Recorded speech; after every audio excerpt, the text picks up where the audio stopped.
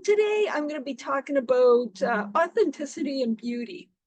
Okay, so for those who haven't clicked out of this video after the first 10 seconds, after seeing that I obviously don't have the latest creams, laser work and silicone and Botox done to my face and latest whatnot done to my hair to make it look like what you think I should look like, well, thank you. Thank you for staying tuned. The buzzword for 2023 was authenticity. Apparently, well, I think it's bullshit. There's no authenticity.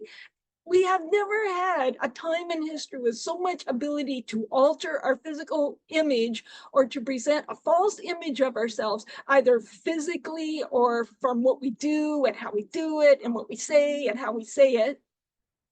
The people have become really self-conscious and feel that they have to buy into that kind of insanity, what I think it is, just to get by in the world today, just to fit in, just to be able to function and to be part of this world. They feel like they need to buy into that kind of crap. And that's sad.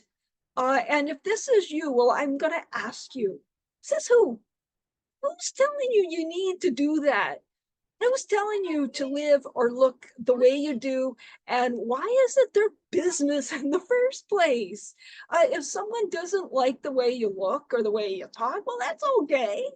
They're entitled to their opinion and they're entitled to their preference, just like you are entitled to your preference and your opinion, and I'm entitled to my preference and my opinion. It's not going to affect somebody else that you can live the way you want to live, but I can have my opinion and they can have theirs. And if they don't like the way you look or the way you talk or the things you do or what you wear or whatever, that's their opinion, and that should be okay.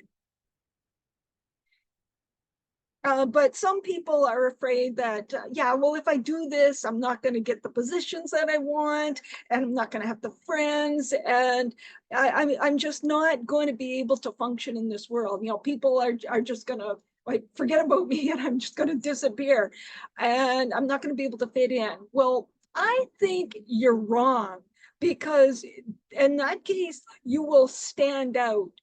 And people like self-confidence. They like strength of character. And quite frankly, I think most people really appreciate the beauty that just comes with individual faces and bodies, things that are different, things that are that kind of stand out. You know, when you look at an image of somebody on YouTube or on a TV or even somebody at a checkout, 2 minutes later, you can't remember what they look like, or at least I can't, because they all look the same. There's no distinguishing features about them. However, I do believe that we are brainwashed in this society into thinking that we need to have those latest beauty aids. And if we don't, we won't succeed in life. And the saying that you're not ugly, you're just poor. You just can't afford those things that the rest of us can to make us look beautiful. So therefore you're ugly. And wow, where the hell did that come from? Media, social media, I don't know. Someone's trying to sell you something. Basically, you need this, and so therefore, you know, I've got the thing for you. You know, you're ugly. And I can fix that. I can fix that. I $250, probably more than that for most of those things. But you have the option, if you want, to buy into it, or you can just simply say no thanks. It's totally up to you. Now, if it feels right for you to have the latest fashion and makeup and to experiment with different types of looks, then that's you. That's your character. That's the way you are. And that's okay. That's you being you and your true self. But if you are doing that out of fear of rejection, I just really, really hope this will be an inspiration for you.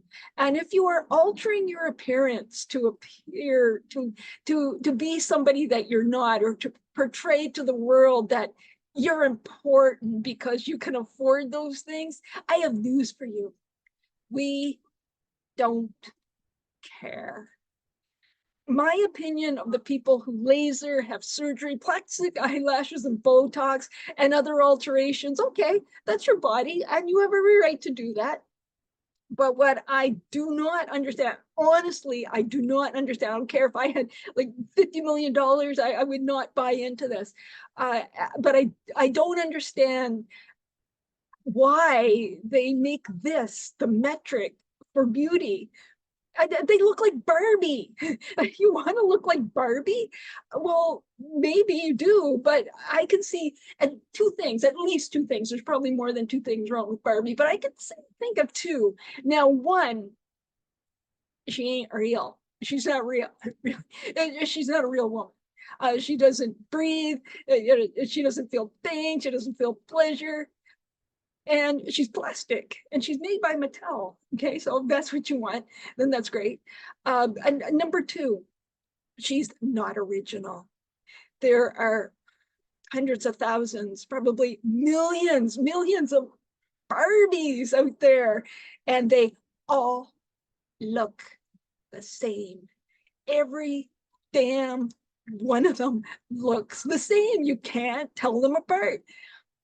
And they look more alike than identical twins for some reason. Somehow they can. I like being an individual and I enjoy seeing the beauty in real people with real faces. Those who can look at their faces and see grandma's cheekbones, mom's eyes, and dad's silly grin, right? You know, those things that made you special when you were a little kid. But if you're Barbie, all those things are gone. You've given that up.